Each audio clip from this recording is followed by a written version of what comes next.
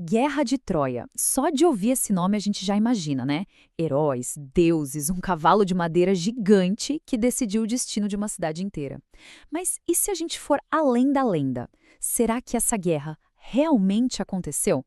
Bom, exatamente isso que vamos investigar agora. Tentar separar o que é mito do que pode ser história. Para isso, nossa investigação vai seguir 5 pistas principais. A gente começa com a lenda, claro.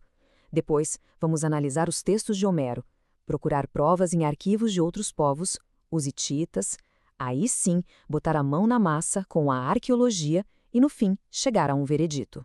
Investigar um passado tão antigo, sabe, é como tentar montar um quebra-cabeças gigante, faltando a maioria das peças. A documentação que chega pra gente é super fragmentada, muitas vezes danificada pelo tempo. O que temos hoje é só uma pequena fração de tudo que um dia existiu. E aqui tem um ponto fundamental. O que sobreviveu não foi por acaso, foi por escolha. As sociedades antigas decidiram o que era importante o suficiente para ser copiado e recopiado de novo. Então, a nossa visão do passado já chega filtrada, sabe? Incompleta. E isso nos leva direto para a nossa primeira grande pista, os poemas de Homero. Eles são a base de tudo, a fonte de onde vem a história da Guerra de Troia, e a sobrevivência desses textos por si só já é uma coisa impressionante. É super importante entender uma coisa. A Ilíada e a Odisseia não são livros de história, são poemas épicos.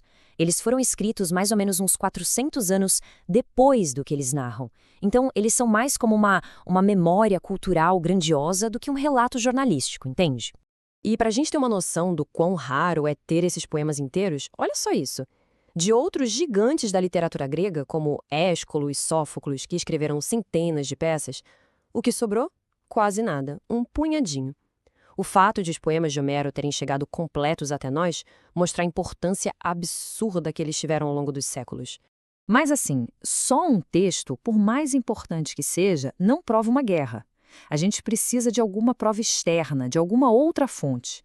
Então, vamos sair da Grécia um pouco e ir para o Império Hitita, que era a grande potência da região da Anatólia naquela época. E é aqui, nos arquivos dos hititas, que os pesquisadores encontraram uma coisa fantástica. Documentos que mencionam um reino, lá no noroeste da Anatólia, chamado Wilusa. Depois de muito estudo, os linguistas viram que Wilusa é, muito provavelmente, o jeito hitita de escrever Ilhos, que é exatamente um dos nomes que Homero usa para Troia. É uma conexão direta, impressionante. Então, tá. O que esses arquivos nos contam? Primeiro, eles confirmam que existia um reino exatamente onde Troia deveria estar. Segundo, eles falam de conflitos naquela região e até mencionam o envolvimento de povos gregos. Mas, e sempre tem o mais, não existe nenhuma menção a uma grande e única guerra de Troia, como a que Homero descreveu. As peças estão se encaixando, mas o quebra-cabeça ainda não está completo. Bom, com as pistas dos textos na mão, chegou a hora de pegar a pá e o pincel. Vamos para o campo, para o sítio arqueológico de Izarlik, lá na Turquia de hoje, o local que foi identificado como a antiga Troia. A primeira coisa que a gente precisa entender é que não existe uma Troia. Existem pelo menos 9 cidades, uma construída em cima da outra ao longo de milênios. Os arqueólogos foram numerando essas camadas, de Troia I, que é a mais antiga, até Troia IX, a mais recente. Por muito tempo, os arqueólogos só achavam uma pequena cidadela, um forte, que não parecia em nada com a cidade poderosa que Homero descreveu. Só que aí, as escavações do arqueólogo Manfred Korfmann mudaram tudo. Ele descobriu uma cidade baixa enorme em volta da cidadela, também protegida por muralhas. Aí sim, a coisa começou a parecer com a Troia da lenda. Ok, o tamanho da cidade agora parece certo, mas a pergunta de $1 milhão continua. Qual dessas 9 camadas é a Troia da história de Homero? A investigação acabou se concentrando em 2 candidatas principais, e o problema é que cada uma tem seus prós e contras.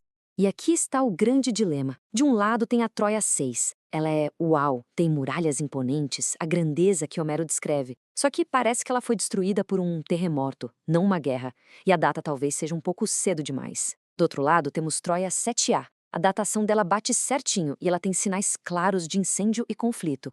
O problema era uma cidade bem menos grandiosa, mais apertada, superpovoada. Nenhuma das 2 candidatas é perfeita. Pois é, chegou a hora de juntar tudo isso.